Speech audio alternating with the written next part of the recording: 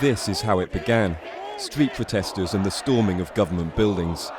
Furious at the overthrow of President Viktor Yanukovych by a pro-Europe uprising in Kiev, and spurred on by Russia's takeover of the Crimea Peninsula, pro-Kremlin demonstrators took action to demand a similar breakaway for the Russian-speaking east of Ukraine.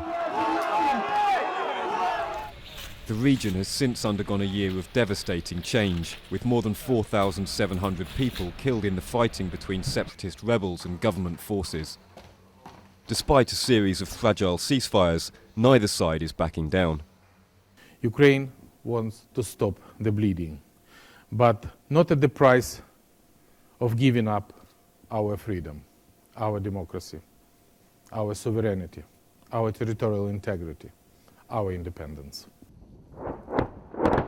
The West accuses Russia of supporting the rebels with both men and equipment, with the conflict plunging relations to their lowest ebb since the Cold War.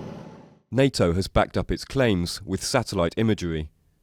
But when a missile shot down Malaysia Airlines flight MH17 above rebel-held territory in July, Moscow and the separatists denied responsibility, pointing the finger at Kiev.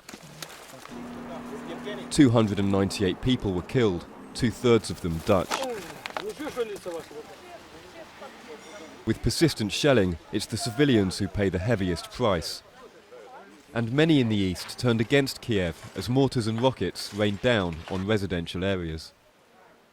We loved this country, Ukraine, but now we don't consider it our country, our native country, because native country doesn't do what they do with our... Well, shooting has begun again. You can... Да, идемте. We are now we are again hear the sounds of shooting.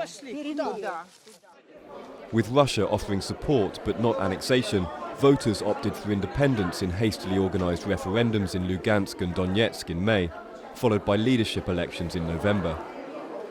But with little bureaucratic infrastructure, salaries and pensions went unpaid for months. Many have had to rely on handouts. Rebel leader Alexander Zakharchenko is nevertheless trying to lay the foundations for a fledgling state.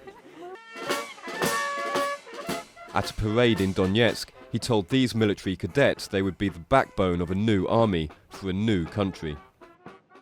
This flag is covered with blood, not just of 10 people, but dozens of people. It's already a holy flag.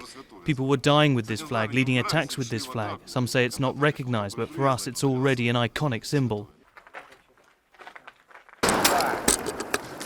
A ceasefire signed in Minsk on September the 5th failed to halt the fighting, including here near the strategically important airport of Donetsk.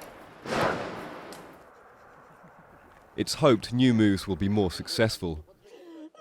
But even if the conflict can be brought to an end, so many lives have already been devastated, and it's the people who will have to pick up the pieces from the ruins.